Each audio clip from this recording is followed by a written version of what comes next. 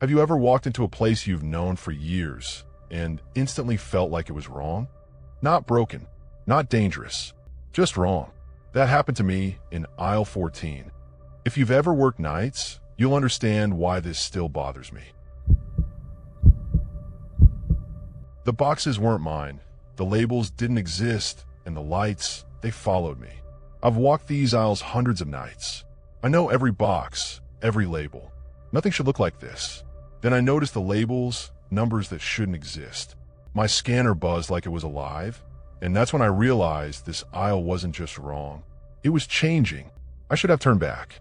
But the aisle didn't end where it should have, and something at the far end was waiting for me. I worked nights at the warehouse because nights were predictable. No managers pacing behind you. No forklifts racing each other for sport. Just the steady rhythm of scanning, lifting, stacking. The kind of work where your body moves on muscle memory and your mind drifts somewhere safer. I'd been there 3 years. Same building, same routes, same aisles, especially aisle 14. Aisle 14 was boring. Cleaning supplies, bulk paper goods, industrial solvents. Beige boxes with black print, torn shrink wrap, a flickering fluorescent near the middle that maintenance never fixed. That flicker wasn't there now. Every light above the aisle was steady, bright, almost too bright. I stepped forward, scanner swinging at my side. The concrete under my boots sounded different. Less echo, like the space was smaller than it should have been. The boxes on the first rack stopped me cold. They were sealed in a kind of matte black plastic I'd never seen used in the building. No logos, no product codes, just white labels with numbers stamped too deeply, like the ink had bitten into the paper. 1401, 1402, 1403. I frowned. Our system didn't number like that. I scanned one anyway. The scanner buzzed once, confused, and then went silent. No error message, no alert, just nothing. That was the second problem. I told myself it was a reset issue. Night shift gets blamed for everything anyway. I took another step in. That's when I noticed the sound. The warehouse always had noise. Distant forklifts, conveyor belts, ventilation humming through steel ducts. Even at its quietest, the place breathed. But aisle 14 was muted. The sound dropped the moment I crossed the threshold, like someone had closed the door behind me, though I knew I was still standing in an open aisle. I turned and looked back. The end cap behind me was still there, pallets stacked where they should be. Beyond that, the wide central lane of the warehouse stretched out, busy and alive. But the sound didn't come back. I took one step backward. The noise returned instantly. Another step forward, silence. My stomach tightened. I checked my watch. 2:11 a.m., same as every other night when I reached this section. My schedule was routine down to the minute. I told myself I was tired. Overtime had been brutal lately. People see weird things when they're exhausted. I stepped back into the aisle. The silence swallowed me again. I walked deeper. Each rack rose higher than the last, the shelves narrowing toward the ceiling. I hadn't noticed that before. Aisle 14 had always felt wide, easy to maneuver. Now my shoulders felt close to the steel uprights. The labels continued in sequence. 1407, 1408, 1409. I reached the spot where the flickering light used to be. The light above me didn't flicker. It dimmed, just a little, enough that I noticed. I stopped. The dimness spread outward like a slow blink. Not turning off, just lowering, compressing the brightness into something duller and heavier. The smell intensified, metallic, sweet, like hot plastic and old paper. I swallowed and raised the scanner again. Inventory check, I muttered, out of habit more than confidence. I scanned another box. This time the scanner vibrated in my hand. Once, twice, then a third time, longer than normal. The screen flashed a message I'd never seen before. Location confirmed. Confirmed what? I hadn't scanned a product code, just a label. I tried again. Same result. At that point, I should have left. That's when I noticed something else. The numbers on the labels were no longer in order. They jumped. 1412, 1427, 1404. My mouth went dry. Be honest, if this were you, would you have walked out right there? Our inventory system didn't allow missequencing. The software was ruthless about it. A box in the wrong spot triggered alerts across the floor. Yet here it was. I turned to leave, and the aisle didn't end where it should have. Aisle 14 was supposed to be 40 meters long. I knew that without thinking. I'd counted it in my head hundreds of times, pacing myself through the night. But when I reached where the exit should have been, there was another rack. Then another. The overhead aisle marker was gone. I looked back the way I'd come. The entrance was still there.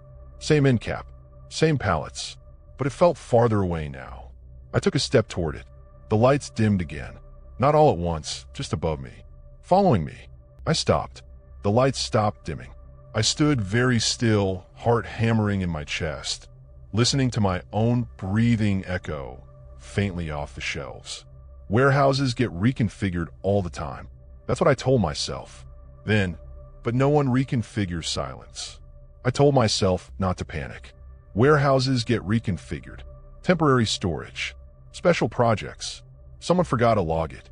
But that didn't explain the silence, or the way the air felt heavier the farther I went. I reached out and touched one of the black wrap boxes. It was warm, not room temperature. Warm, like it had been sitting under sunlight. But there were no windows in this part of the building. I pulled my hand back quickly. The box hummed, just slightly. A vibration I felt more than heard. I stepped back. The hum continued, then stopped, and something behind me shifted. I spun around.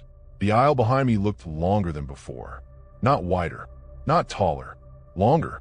The racks seemed to stretch away, shelf after shelf, fading into a grayish distance. The end cap was still there, but smaller, like it was farther away than it had any right to be. I took a breath and forced myself to move. Slowly, carefully, I walked toward the entrance. With every step, the silence pressed harder against my ears. My own footfalls sounded wrong, muffled and thick like walking on packed dirt instead of concrete. Halfway down, I noticed the boxes changing. The matte black wrap gave way to cardboard. Normal brown cardboard. Relief washed through me.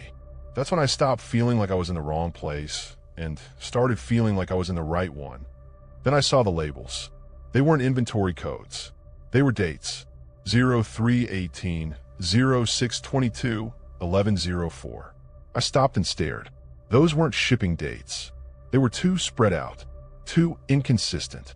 I leaned closer to one. Beneath the date, in smaller print, was a line of text. Night shift, aisle 14. My chest tightened. I grabbed the box cutter from my belt before I could talk myself out of it. The blade slid through the tape easily. Inside wasn't product. It was a clipboard. Old, scuffed.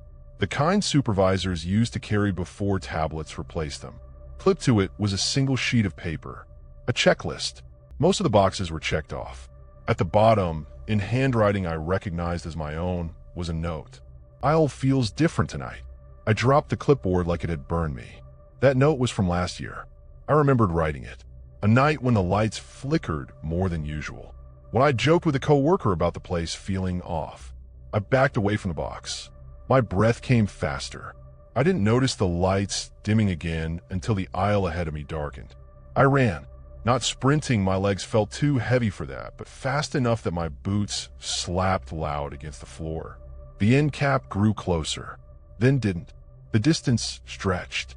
The silence thickened. My scanner vibrated violently at my side, buzzing nonstop. I glanced down. The screen scrolled text on its own. Tracking active. Subject present. Aisle confirmed. No, I whispered. The lights overhead flickered, not randomly, but in sequence. One after another, turning off behind me. Chasing me. I threw the scanner down and kept running. The shelves blurred past. The dates on the boxes shifted as I passed them. Years, months, nights stacking out of order. I heard something then. Not footsteps. Breathing. Slow. Deep. Close. I didn't look back. The end cap was right there now. I could see the familiar palette of cleaning supplies. The torn shrink wrap. The safety poster taped crookedly to the post. I lunged forward. The moment I crossed the threshold, the noise of the warehouse slammed back into my ears. Forklifts. Voices. Conveyor belts roaring like nothing had happened. I stumbled into the central lane, and nearly fell. A forklift horn blared as someone swerved to avoid me. "Hey, watch it," someone shouted. I turned around. Aisle 14 looked normal. Beige boxes, flickering fluorescent.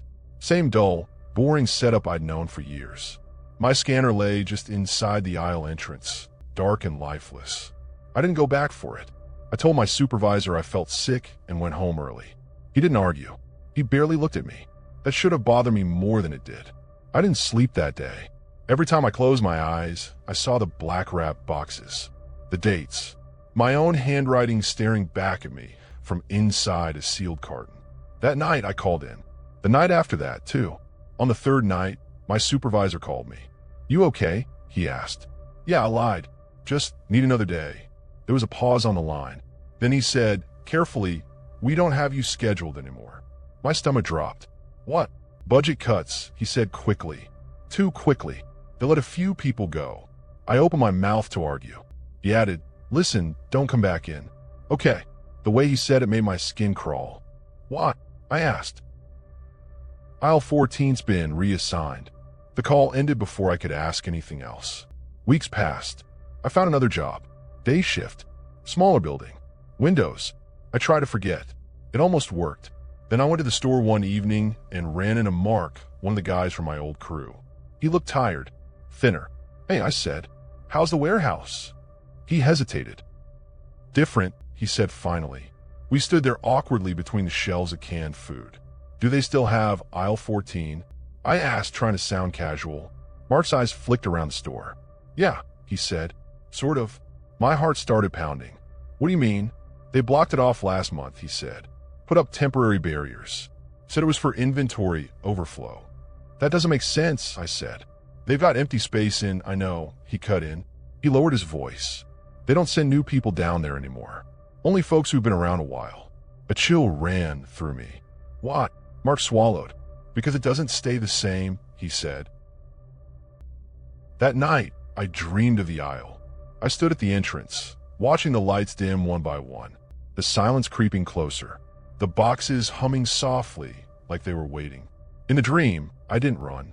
I stepped inside willingly, and when I woke up, my phone was buzzing on the nightstand. Unknown number. Against my better judgment, I answered. "Hello."